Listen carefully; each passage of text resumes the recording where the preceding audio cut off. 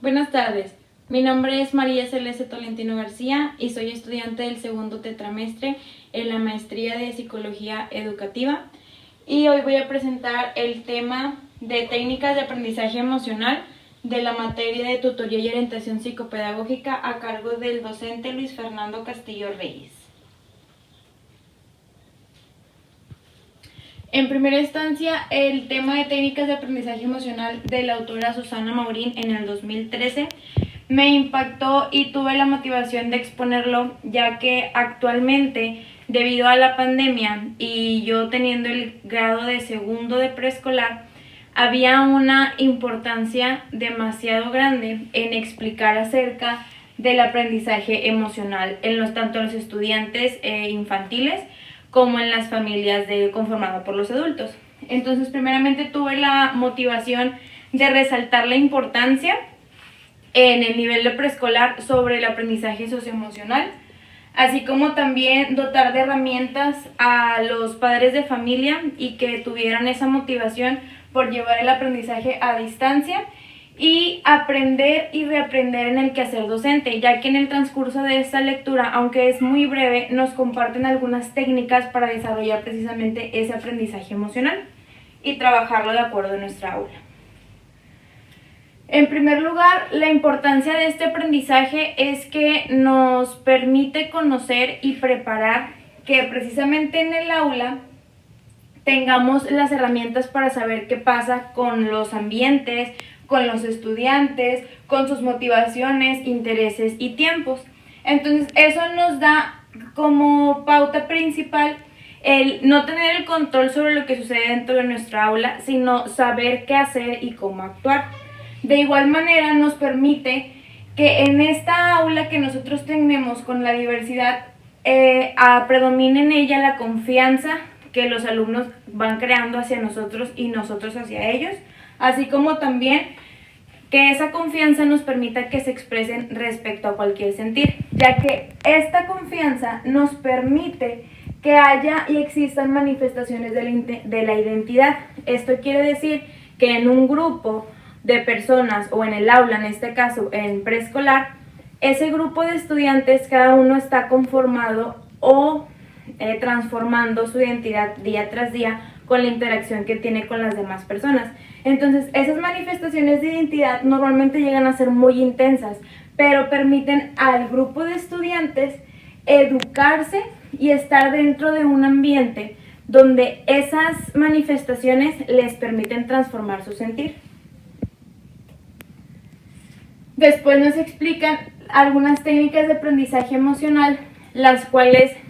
me permitieron a mí como docente no tanto aplicarlas tal cual porque necesito hacer algunas modificaciones por el grado escolar de mis estudiantes, pero sí me sirvió para cuando yo estuviera hablando con mis alumnos sobre las emociones, sobre que ellos identificaran cómo se sentían, sobre los padres de familia y la necesidad que tienen de conocer su situación emocional debido a los cambios que están transcurriendo y han transcurrido desde el año pasado que inició la pandemia. Me motivé para ahora explicarlo, ya que primero nos comparten las técnicas de las 4 R's, las cuales son el respeto, que era lo que mencionábamos, dentro de un grupo no hay que hacer distinciones, no hay que hacer como que etiquetas, entonces ese respeto es lo que nos permite crear y reaprender ese aprendizaje emocional. Después tenemos los recursos personales, que normalmente son los docentes, los estudiantes, en caso de ser necesario y como se menciona con otras materias o igual en esta materia, acerca de los recursos humanos o personales como los maestros de educación especial, los psicólogos y aquellos recursos que necesitamos para sacar adelante el trabajo o el aprendizaje emocional, también como podrían entrar aquí actualmente los padres de familia, la comunidad, el contexto, etc. La tercera R es la resignificación. La resignificación con esta imagen es que tenemos un panorama de acuerdo a, por ejemplo, nuestro contexto sociocultural, pero nosotros tenemos la oportunidad o quizá el poder de transformar eso que ya tenemos. Nosotros tenemos una visión que nos puede permitir verlo desde otra perspectiva, que es, tú tienes tu perspectiva, el otro compañero tiene su otra perspectiva, pero ambos, una puede ser buena, una no puede ser tan buena, pero en ambos existe la posibilidad de que se dé esa resignificación de acuerdo a las manifestantes de identidad que existen dentro del grupo del aula. Y la última R es la de reaprendizaje, la cual nos permite tener nosotros un bagaje de conocimientos, experiencias, motivaciones, pero cuando lo pones de manifiesto, esas situaciones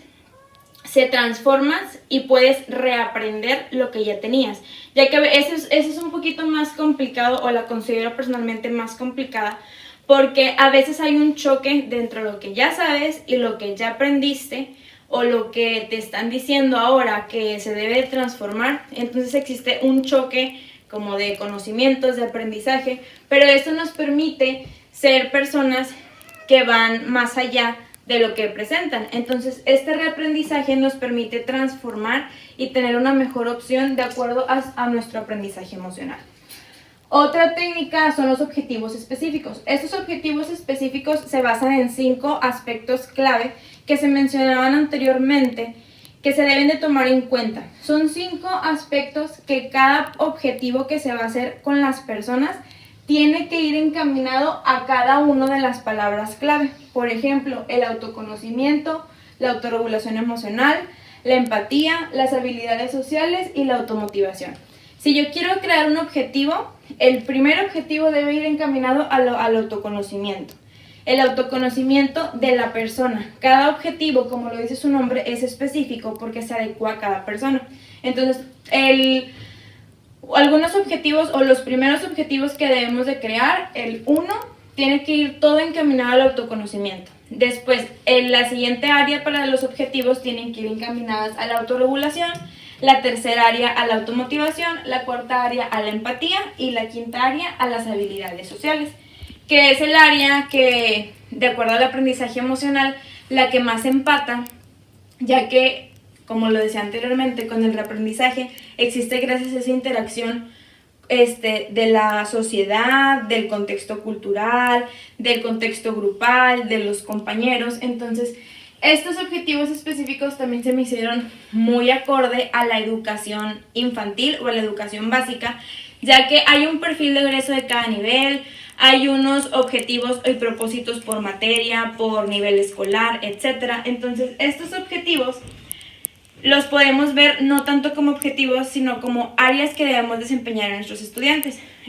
Antes de yo presentar este tema, yo vi el tema de las emociones con mis estudiantes y estos objetivos los tuve muy presentes, más la empatía, porque era algo que se trabaja con los estudiantes, pero no se los presentas como un objetivo o como algo que debe de ser, sino es algo que ellos tienen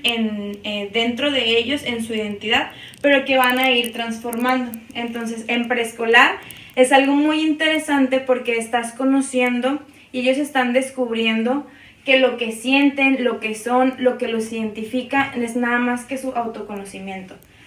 Algo que les llamó mucho la atención a mi grupo, gracias a estos objetivos, fue la situación de la empatía, ya que ellos no la conocían como tal, no conocían ese concepto, no lo ponían en práctica, no lo llevaban a cabo. Sin embargo, después de ver el tema aprendizaje emocional con mis estudiantes, específicamente con la empatía,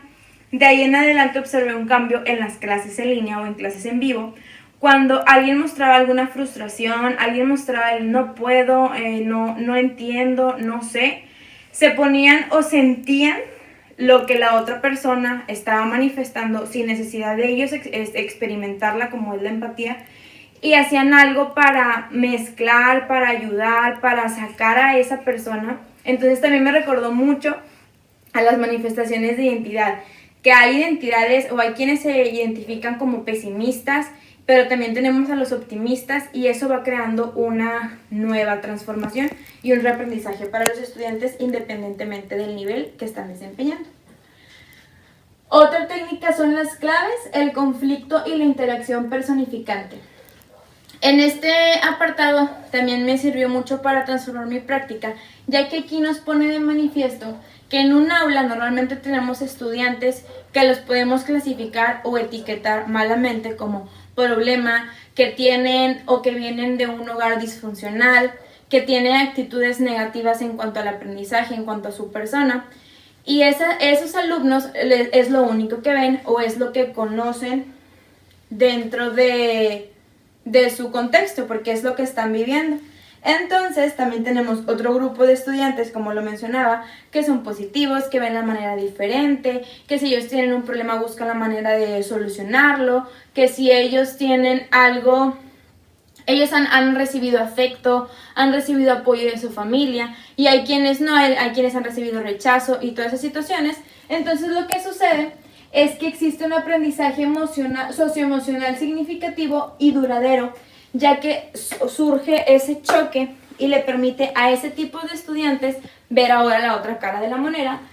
dando un conflicto socioafectivo cognitivo mejorador. Es decir, aquel estudiante que ve todo negativo, lo va a ver todo negativo, va a estar renuente en un principio, pero después va a tener otra perspectiva de cómo pueden ser mejor las cosas y les puede convenir. Entonces existe ese aspecto que se mejora, ya sea lo socioafectivo, lo cognitivo, lo social, y esos conflictos nos permiten una transformación. Entonces, así como su nombre lo dice, es un aspecto clave porque realmente es algo que se vive en las aulas. Ahorita, aunque no estamos en una aula convencional como la conocemos, son cosas que se ponen de manifiesto y ponen de manifiesto la diversidad que hay de las personas. Pero esto nos permite precisamente esa transformación. También otras preguntas,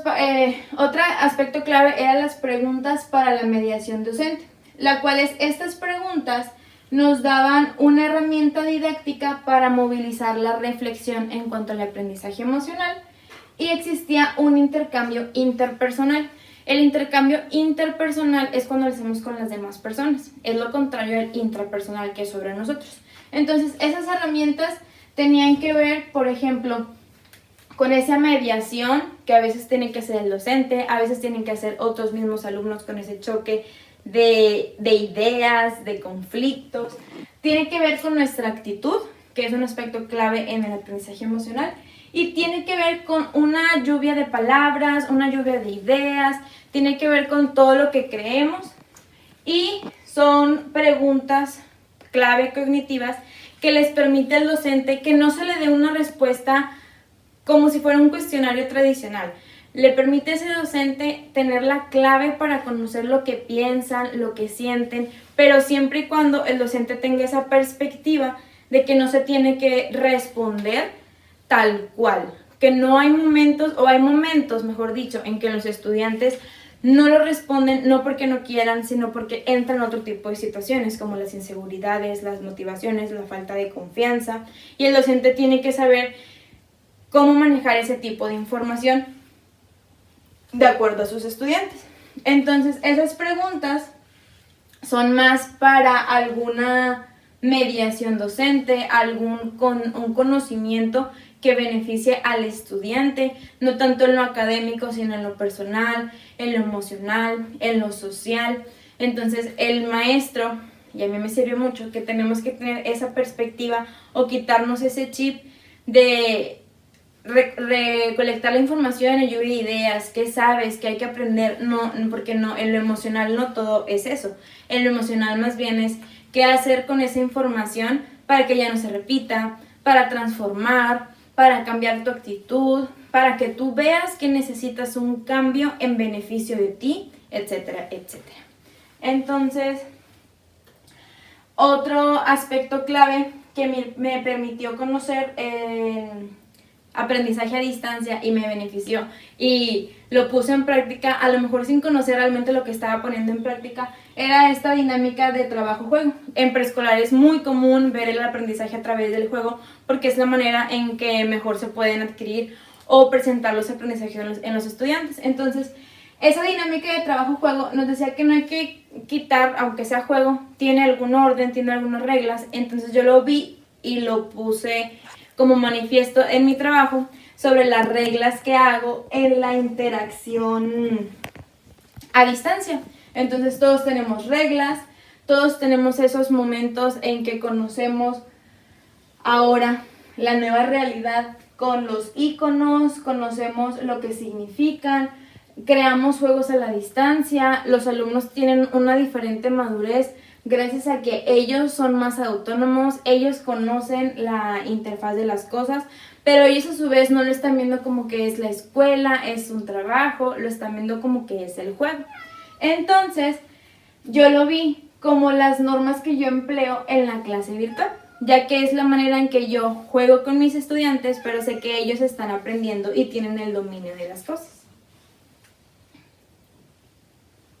Y esta fue mi explicación y exposición referente al segundo trimestre, la cual quiero cerrar con una frase que encontré sin autor, que nos decía: lo bello de la educación es que nadie puede robarte lo que aprendiste. Y eso es lo que intento siempre compartir con mis estudiantes. Gracias.